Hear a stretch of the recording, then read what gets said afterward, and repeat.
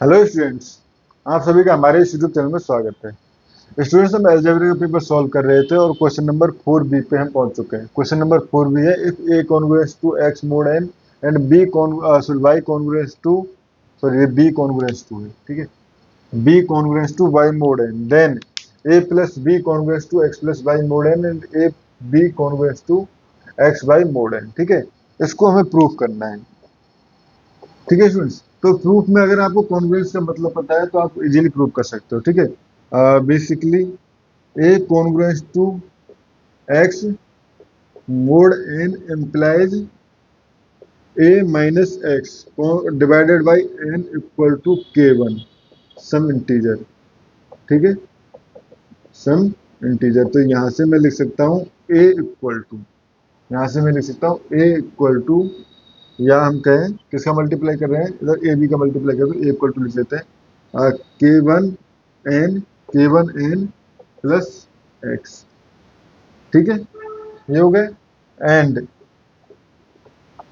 B congruent to Y mod N implies B equal to, इसी तरह से, ठीक है। बेसिकली ये क्या जाएगा, B minus Y upon N equal to K two, तो यहाँ से B equal to K two Y, sorry K two N plus Y, where K two N integer, ठीक है। Now A plus B equal to, ठीक है, A plus B equal to क्या हो जाएगा, देखो के वन एन, ठीक है, K one N plus X plus K two N plus Y.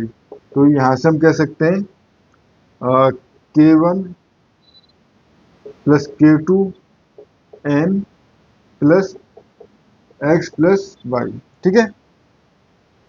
Now A plus B divided by N equal to, ठीक है, यहाँ पे ये वाला पार्ट तो ये हो जाएगा K one plus K two, ठीक है, plus X plus Y upon N, ठीक है।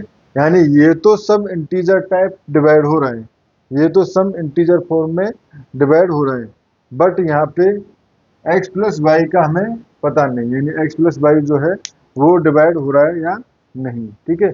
तो यहाँ से मैं लिख सकता हूँ ए प्लस बी, ठीक है, ए प्लस बी, इस टर्म को मैं इधर लेके आ रहा हूँ, तो माइनस एक्स प्लस वाई, ठीक है, और दोनों तरफ नीचे एन ही है तो ये हो जाएगा equal to K one plus K to, यानी इंटीजर टाइम डिवाइड हो रहा है, ठीक है। तो यहाँ से मैं लिख सकता हूँ A plus B congruent to X plus Y mod N, ठीक है। ए प्लस बी को डिवाइड करने पे जो रिमाइंडर बच रहा है वो ये है, ठीक है। ये हो गया हमारा फर्स्ट पार्ट। अब हम सॉल्व करते हैं सेकंड पार्ट। तो सेकंड पार्ट भी इजी है, इसी तरह से हमें मूव करना है, ठीक है। तो यहाँ पे हमने प्लस किया था, यहाँ इस बार हम मल्टीप्लाई करके देख लेते हैं। तो A dot B equal to, यहाँ पे हो जाएगा K one N plus x, ठीक है, और यहाँ से हो जाएगा बी की जगह के टू एन प्लस वाई, ठीक है। तो यहाँ से आप देखो ये हो जाएगा हमारे पास इन दोनों का मल्टीप्लाई, तो K one K two N square, ठीक है, प्लस यहाँ से अगर देखें तो ये हो जाएगा K one N and Y, तो K one N and Y plus, ठीक है, यहाँ से हो जाएगा K two N dot X plus X dot Y, ठीक है।